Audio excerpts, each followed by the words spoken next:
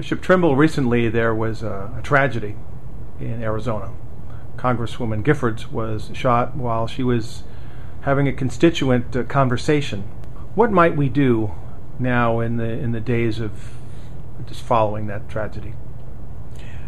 Art, it's January of 2011, and we're just a few days removed from Epiphany Sunday celebration, and we've already experienced a horrific tragedy in Tucson that has impacted the nation in a profound way. I think this is an invitation to immediately for people of faith to be in prayer with the families that are grieving, and to be in prayer for healing for those, along with Congresswoman Giffords, who were wounded in this senseless shooting.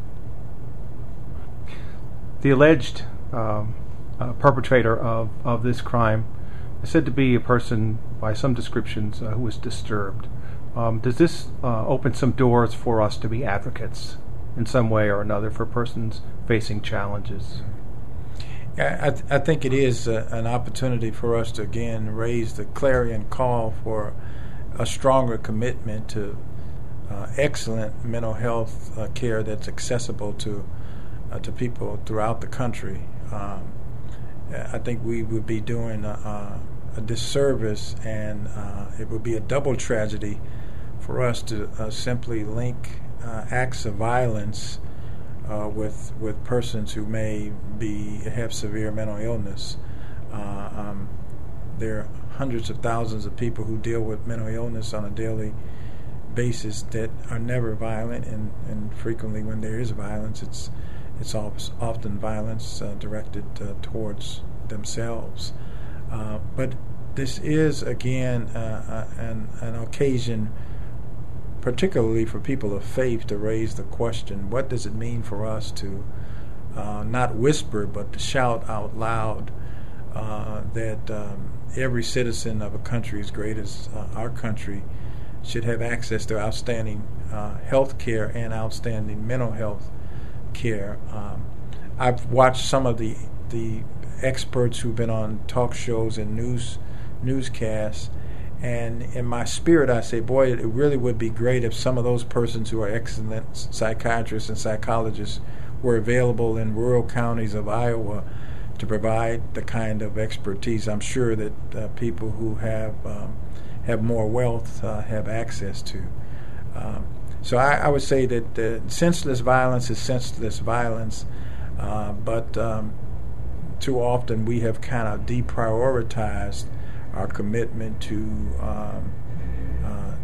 properly funding and also calling for people to answer the call to that ministry of excellent mental health care and commitment to persons who have mental illness. I speak as a person who in my own family has had to deal with the need to access mental health professionals and know what it is, as many people in our local churches know what it is to have people in your family, people that you love, that are in need of mental health services. Some have attributed, rightly or wrongly, the events that took place in Tucson to a climate in the political area that's less than hospitable. Mm-hmm.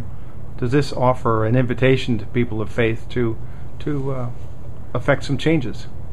Well, I think beginning a new year is a new opportunity for those of us who are in the faith community to ask the question, what does it mean to be committed to holy conversation and civil discourse in a society that values difference and does not feel a need to vilify people who may differ from us, regardless of whatever my political opinions may be about any particular subject, or no matter how passionate I am about a particular priority in society.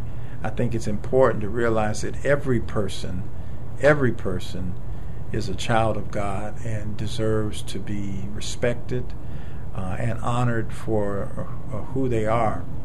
And if we can model that in ways that others can see, that it is possible to be at various different places on political views and policy views and priorities that we feel are important for our society, and yet still treat people as we were taught as children, according to the golden rule, doing unto others as we would have them do unto us, and honoring others as we would have them to honor us. I think that would go a long way in changing. I'm not in favor of toning down the political rhetoric and vitriolic comments. I'm in favor of turning it off.